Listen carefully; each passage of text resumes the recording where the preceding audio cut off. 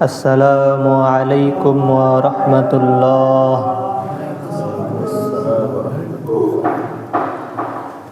ইন্নাল হামদালিল্লাহ নাহমাদুহু ওয়া নাস্তাঈনুহু ওয়া নাস্তাগফিরুহু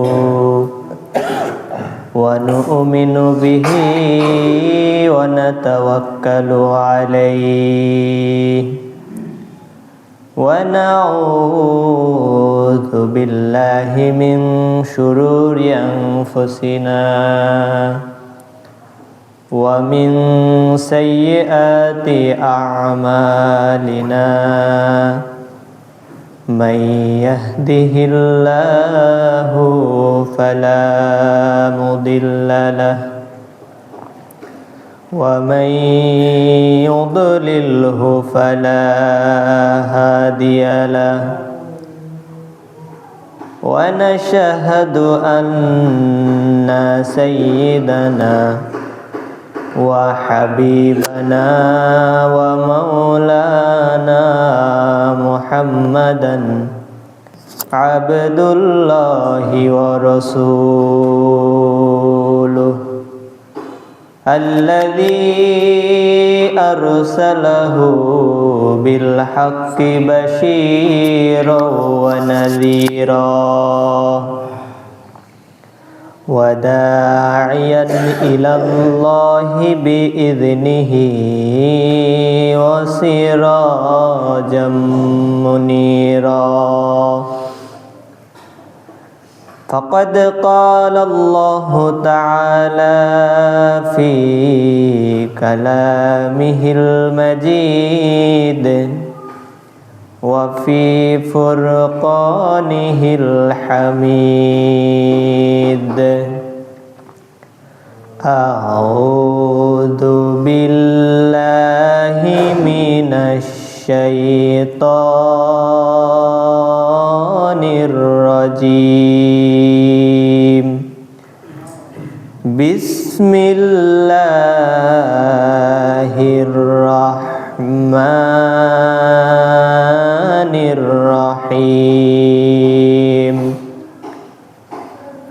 ولا تحسبن الله غافلا عما يعمل الظالمون إنما يؤخرهم ليوم تشخص فيه الأبصار مهطعين مقنعي رؤوسهم لا يرتد إليهم طرفهم وأفئدتهم هواء وقال تعالى في شان حبيبه إن الله وملائكته يصلون على النبي يا أيها الذين آمنوا صلوا عليه وسلموا تسليما اللهم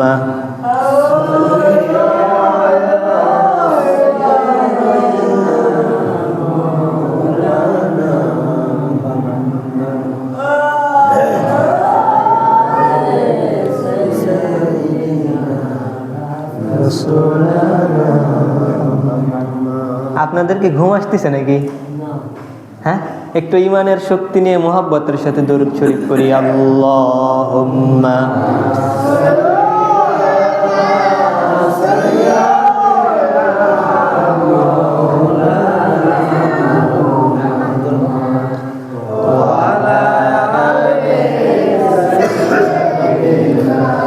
হাবিবানা মুহাম্মদ রসুল আমার ভালোবাসা, রসুল আমার আলো আশা, রাসূল আমার প্রেম বিরহের মূল আলোচনা,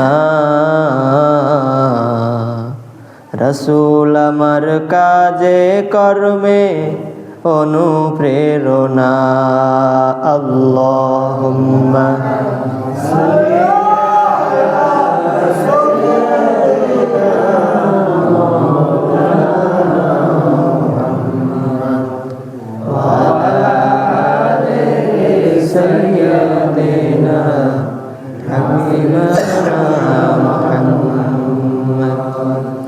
আলহামদুলিল্লাহ, প্রশংসা করছি আমাদের রবের দরবারে যে আল্লাহ তাআলা কল্যাণের পথে ধাবিত হওয়ার সুযোগ আমাদেরকে তৈরি করে দিয়েছেন। বিশ্বনবী বলেন, পবিত্র জুমার দিনে যারা নিজেদের শরীরটাকে পবিত্র করে গোসল করে ভালো উত্তম পোশাক পরিধান করে গায়ে সুগন্ধি ব্যবহার করে মসজিদে যাবে, আর ইমাম সাহেব যখন খুতবার জন্য মেম্বরে বসে যাবে তখন যতটুকু সম্ভব কাছাকাছি বসে খুতবা শুনবে, কোনো কথা বলবে না। বিশ্বনবী বলেন, এই কাজটা যে করতে পারবে, বিগত জুমা থেকে এই জুমা পর্যন্ত যতটুকু গুনাহ তার হয়ে গেছে, আল্লাহ তাআলা সকল সগীরা গুনাহের কাফফারা হিসেবে ওই ব্যক্তির জন্য এই জুমার নামাজই যথেষ্ট হয়ে যাবে।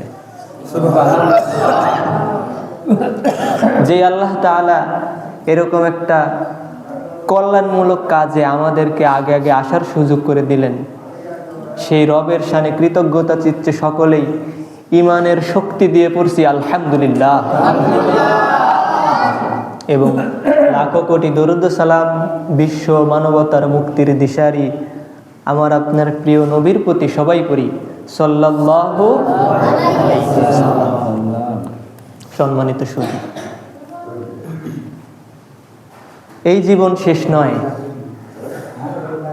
আরেকটা জীবন আছে। সেই জীবনের নাম হলো পরকাল।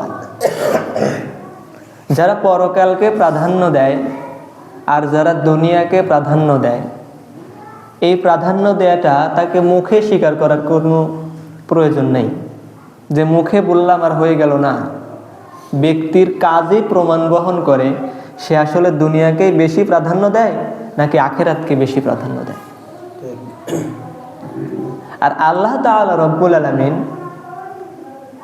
এমনই মহান সত্তা, কেউ যদি তার পরকালকে প্রাধান্য দিয়ে জীবনের সকল কার্যক্রম পরিচালিত করতে পারে, আল্লাহ তাআলা দুনিয়াতে তার ভরপুর নিয়ামত, ভরপুর বারাকা দিয়ে তার জীবনটাকে সুন্দর করে দিবেন। তার মানে পরকালকে প্রাধান্য দিলে দুনিয়া কি শেষ হয়ে যাবে? না, এই উপস্থিতি। আর ভালো কাজ যদি করতে চাই, আল্লাহ তাআলার তৌফিক লাগে, চাইলেও হয় না। আর সৎ সাহস থাকলে, ওইভাবে প্রচেষ্টা করলে আল্লাহ তাআলা সুযোগ তৈরি করে দেয়। শুরুতেই আমরা স্মরণ করছি ওই সকল মুজাহিদ ভাইদের। আপনারা হয়তো শুনেছেন, গত বুধবারে ফিলিস্তিনের গাজা উপত্যকায় ইসরায়েলি বাহিনী 24 ঘন্টায় 4টা গণহত্যা চালিয়েছে। আল্লাহু আকবার। এবং 24 ঘন্টায় 28 জন মুসলিমদেরকে তারা হত্যা করে ফেলছে। লাশগুলো দেখলে আপনি চিহ্নিত করতে পারবেন না এটা কার লাশ। কারোর হাত পাওয়া গেছে, কারোর একটা পা পাওয়া গেছে, কারোর মাথার খুলি নাই হয়ে গেছে, আবার কারোর দেহাবশেষ কিছুই খুঁজে পাওয়া যাচ্ছে না। এই যে 23 সাল থেকে যে হত্যাকাণ্ডটা শুরু হয়েছে, অক্টোবরে সম্ভবত, এই কয়দিনে তারা এ পর্যন্ত 44,786 জন ফিলিস্তিনিদেরকে একদম পৃথিবী ছেড়ে নিঃশেষ করে দিয়েছে। এবং এই ইসরায়েল রাষ্ট্র প্রতিষ্ঠার পর তারা ফিলিস্তিন থেকে 25 লক্ষ মুসলমানদেরকে হত্যা করছে কোনো রকম অপরাধ ছাড়াই।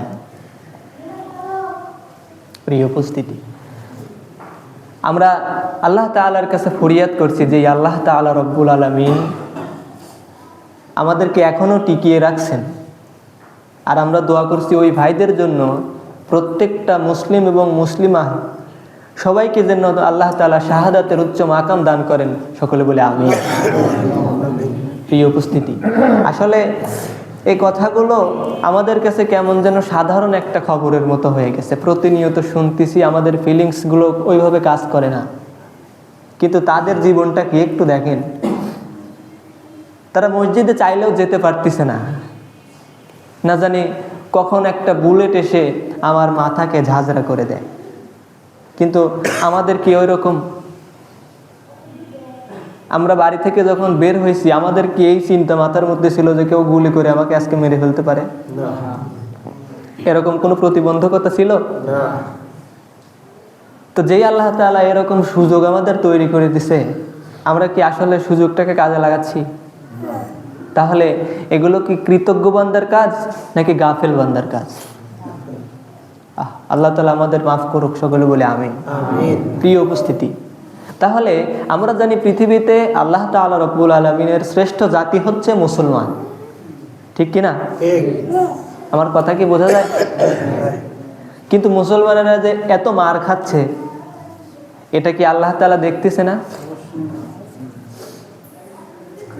আমরা ওই যে অনেক সময় প্রশ্ন করি যে আল্লাহ তাআলা মুসলমানদেরকে ভালোবাসে, কিন্তু মুসলমানরা এত মার খাচ্ছে, আর যারা মারতেছে ওরাই তো শক্তিশালী, তাই না? ওদের কি কোনো অভাব আছে? ওরা কি না খেয়ে মরতেছে? কিন্তু মুসলমানদের অভাব আছে না নাই? আফ্রিকা মহাদেশে গিয়ে দেখেন, ওরা মাটি খাচ্ছে। আল্লাহু আকবার। সবই আছে, কিন্তু আসলে কিছুই নাই। কিন্তু মুসলমানদেরকে আল্লাহ তাআলা বড় পুরস্কার দিবেন, এজন্য সবচেয়ে বড় সম্পদ তাদেরকে দান করেছেন। সেই সম্পদের নাম কি? জান্নাত। ঠিক আছে, কিন্তু কিসের জন্য জান্নাতে যাবে? ঈমান। মুসলমানদের সবচেয়ে বড় সম্পদ আল্লাহ দিয়ে দিয়েছে, সেটার নাম কি? আর এই যে তাদেরকে আল্লাহ তাআলা এত বেশি দুনিয়াতে দিচ্ছে, কিসের জন্য? আল্লাহ তাআলা রব্বুল আলামিন কাউকে গাফেল করেন না, কিন্তু যাদের পরকাল শূন্য তাদেরকে আগেই দিয়ে দিচ্ছে। তার মানে তাদের দুনিয়া শূন্য। প্রিয় উপস্থিতি, এটাই ছিল আজকের মূলত সারাংশ। আসুন ভূমিকাতে আর কথা না বলে আমরা সরাসরি কোরআনের মধ্যে চলে যাই। আল্লাহ তাআলা বলেন, ওয়ালা তাহসাবান্নাল্লাহা গাফিলান আম্মা ইয়ামালুজ জালিমুন। এটা কখনোই মনে করো না যে আল্লাহ তাআলা জালেমদের ব্যাপারে বেখেয়াল। জালেমরা যে কাজগুলো করতেছে, এই সমস্ত সংবাদ আল্লাহ তাআলার কাছে আছে না নাই? আছে। ঘরের মধ্যে যখন তারা টেকনোলজি ব্যবহার করে বোমাগুলো বিস্ফোরণ করতেছে, এগুলো তো মনে হয় আল্লাহ তাআলা দেখতেছে না নাকি? এগুলোর খবরও কি আল্লাহ জানে? প্রিয় উপস্থিতি, আল্লাহ তাআলা এটাই বলতেছেন, হে রাসূল, আপনি দুনিয়ার মানুষকে জানায়া দেন, ওয়ালা তাহসাবান্নাল্লাহা গাফিলান আম্মা ইয়ামালুজ জালিমুন। জালেমরা যেই কাজ করতেছে এখন ১৫০০ বছর আগে আল্লাহ তাআলা বলতেছেন। মুসলমানদের উপর এখন যারা অত্যাচার করতেছে, এদের কর্ম সম্বন্ধে আল্লাহ তাআলা বেখেয়াল নন। আর ইয়ামালুজ জালিমুন, মুজরের সিগা আল্লাহ তাআলা ব্যবহার করতেছেন। তার মানে আল্লাহ তাআলা বোঝাতে চাচ্ছেন যে ভবিষ্যতে যারা মুসলমানদের ধ্বংস করার জন্য সর্বাত্মক প্রচেষ্টা চালাবে, ওই সমস্ত জালেমদের ব্যাপারেও আল্লাহ তাআলা বেখেয়াল নন। আল্লাহ তাআলা বলতেছেন, ইন্নামা ইউআখিরুহুম লিয়াউমিন তাশখাসু ফীহিল আবসার। তবে আল্লাহ তাআলা তাদেরকে অবকাশ দিচ্ছেন, তাদেরকে আল্লাহ তাআলা অবকাশ দিচ্ছেন ওই দিন পর্যন্ত, যেই দিন ধরলে আর ছাড়া হবে না। প্রিয় উপস্থিতি, তাহলে মুমিন প্রাধান্য দিবে তার দুনিয়ার জীবনকে নাকি আখিরাতকে? কিন্তু আখিরাতকে প্রাধান্য দিলে দুনিয়া কি শেষ হয়ে যাবে? না। কিন্তু আল্লাহ তাআলা রব্বুল আলামিন চাইলে কিন্তু ধরতে পারতেন, কিন্তু আল্লাহ তাআলা ধরবেন না, কারণ ইন্নামা ইউআক্খিরুহুম লিয়াউমিন তাশখাসু ফীহিল আবসার। আমাদের দেশে নতুন একটা সাংবাদিক, পুরাতন সাংবাদিক, নিউজটা নতুন, সেটা হচ্ছে একজন সাংবাদিক কত টাকাই বেতন পায়, কিন্তু তার মূল যেই অনারিয়াম প্রদান করা হতো তার বাহিরে মাত্র কয়েক বছরে তার ব্যাংক অ্যাকাউন্টে 134 কোটি টাকা চলে আসছে। সুবহানাল্লাহ, নাকি? আমার কথাগুলো কি বোঝা যাচ্ছে?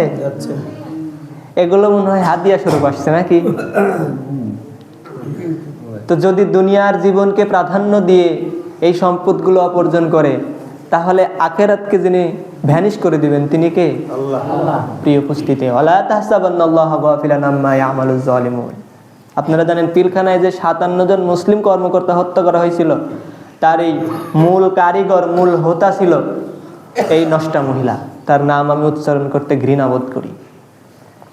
আল্লাহ তাআলা ওই জালেমকেও যেন উত্তম প্রতিদান দেন বলি আমিন। প্রিয় উপস্থিতি, মুসলমানরা যতই মার খাক, যদি ইমানের উপর অবিচল থাকে, বিজয়ী তারাই হবে, এতে কোনো সন্দেহ নেই। তার জ্যান্ত উদাহরণ, সংখ্যাধিক্য কোনো ম্যাটার না, কোয়ালিটি লাগবে। বুঝতে পারছেন?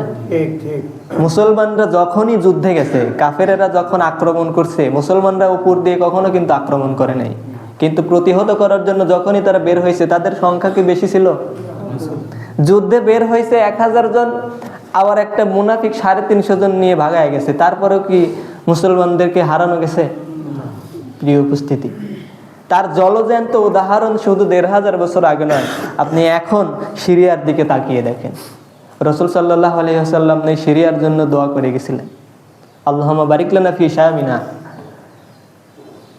রাসূল সাল্লাল্লাহু আলাইহি ওয়াসাল্লাম বলেছেন, ঈমান থাকবে শামে, ঈমান থাকবে সিরিয়ায়। তাদেরকে দেখে দেখে গোটা বিশ্ব শিখবে কিভাবে ঈমানের বলে বলিয়ান হতে হয়। সেই 71 সাল থেকে নিয়ে তার নাম বলা হয় হাফেজ আল আসাদ। আমি হাফেজটা তার নামের আগে যুক্ত করি না, আমি শুধু বলি আল আসাদ। নামটা খুব সুন্দর।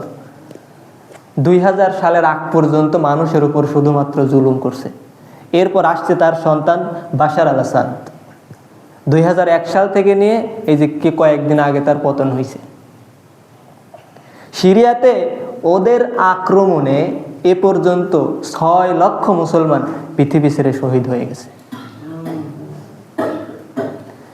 এভাবে মুসলমানকে বিশ্বনবী বলছেন, যদি কেউ একজন মুসলমানকে অন্যায়ভাবে হত্যা করে, এই হত্যাটা ফাকাতালান নাস জামিআ, এই হত্যা করাটা যেন একজন মুসলমানকে হত্যা করা নয়, সে যেন গোটা মুসলিম উম্মাকেই হত্যা করলো। তার মানে এর প্রভাব আমাদের উপর আসলে পড়তেছে না, কিন্তু আমাদের তো কোনো ফিলিংস নেই, কারণ আমরা প্রাধান্য দিচ্ছি কাকে? ব্যক্তিকে, দুনিয়াকে। সেখানের সিদনায়া কারাগারের মধ্যে একজন নারীকে আটক করছিল। এই যে বাংলাদেশে আয়নাঘর দেখছেন না, ওখানেও আয়নাঘর ছিল। একজন নারী বের হয়ে উনি বলতেছে, আমাকে যখন গ্রেফতার করা হয় তখন আমার বয়স ছিল 19 বছর,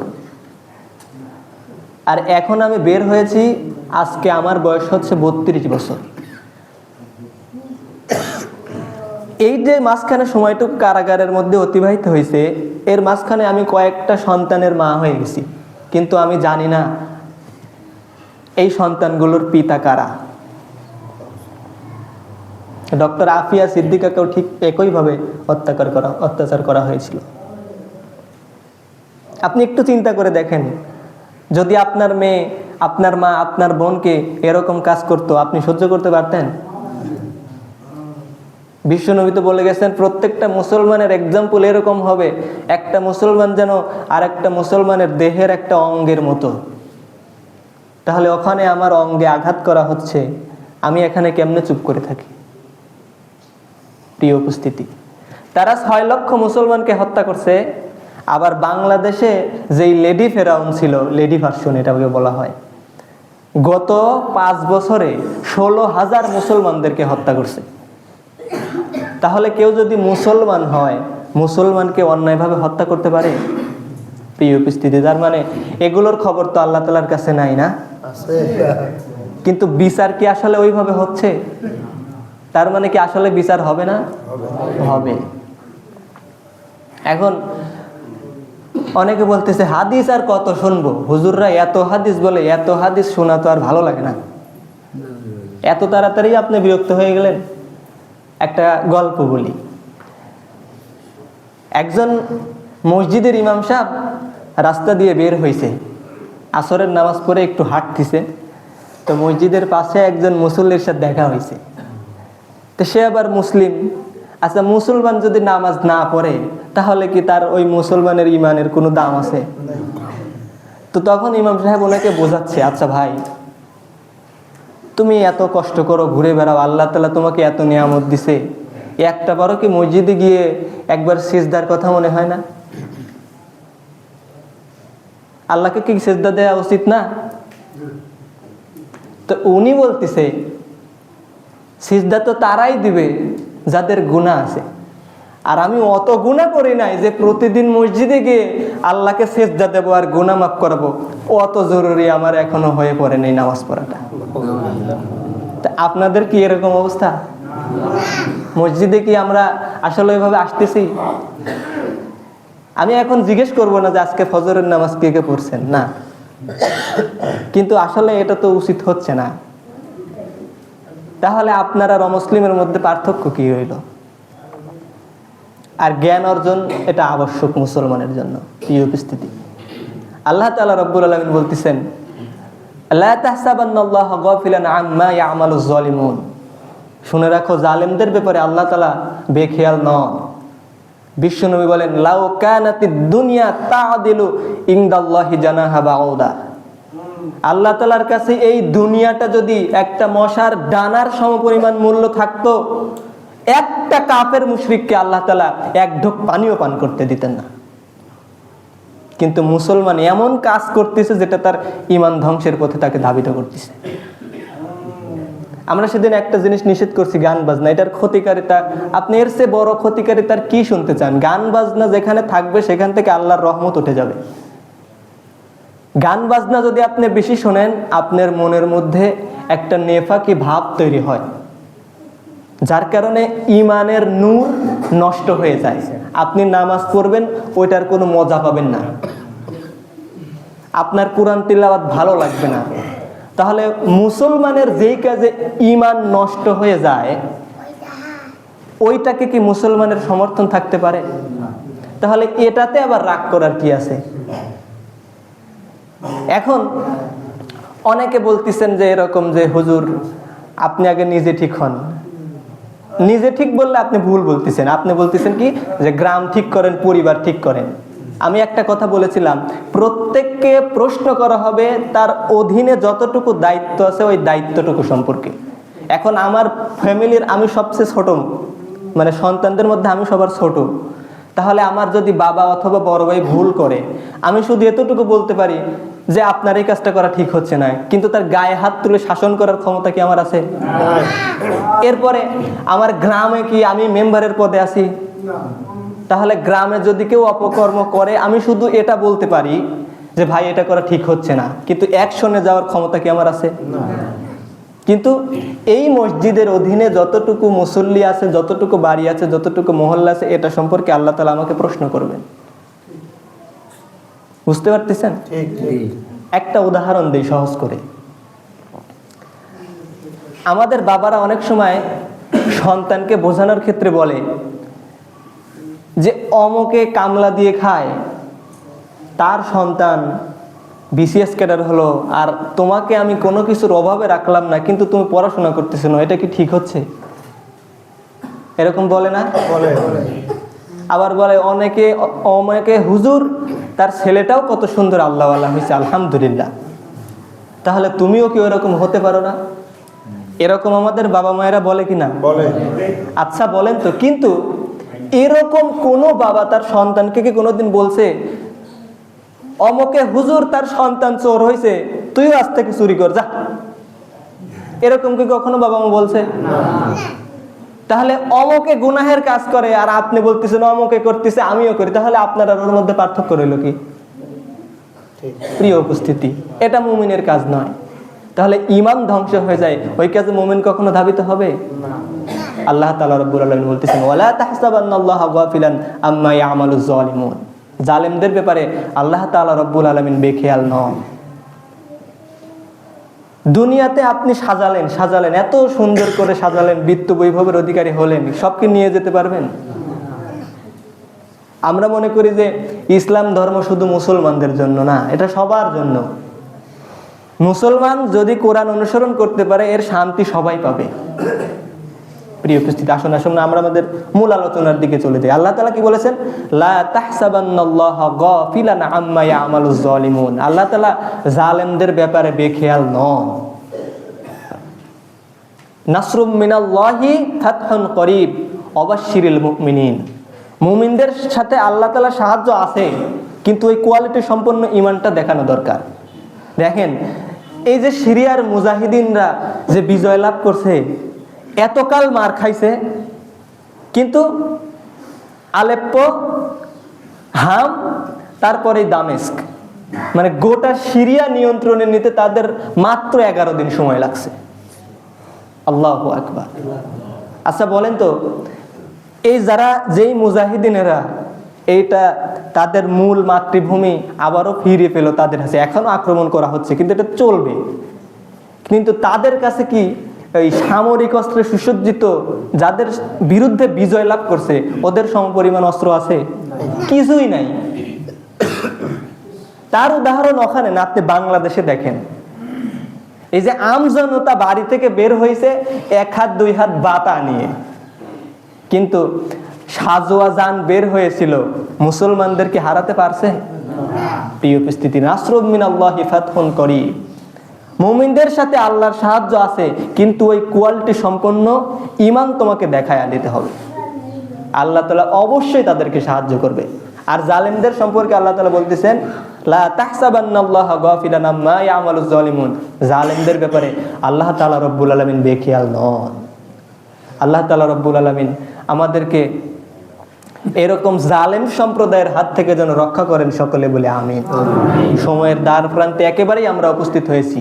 তাহলে আজকে আমরা এটাই শিখলাম যে কখনো কারো উপর অন্যায়ভাবে আমরা জুলুম করব না। আর যদিও করি, হয়তোবা দুনিয়ায় আমার হেডন থাকতে পারে, আল্লাহ তাআলা ছাড় দিবে। কোন দিন পর্যন্ত? ইন্নামা ইউআখিরুহুম লিয়াউমিন তাশখাসু ফীহিল আবসার। কিয়ামতের আগ পর্যন্ত, মরার আগ পর্যন্ত আপনি ছাড় পাবেন, আল্লাহ তাআলা আপনাকে ধরবেন না। কারণ ওই যে বিবেকটা আপনার অধীনে করে দিছে। তাহলে আমরা কি ওই বিবেকটাকে সঠিকভাবে ব্যবহার করতে চাই? আল্লাহ তাআলা যেন সেই সুযোগ আমাদের করে দেন, সকলে বলি আমিন।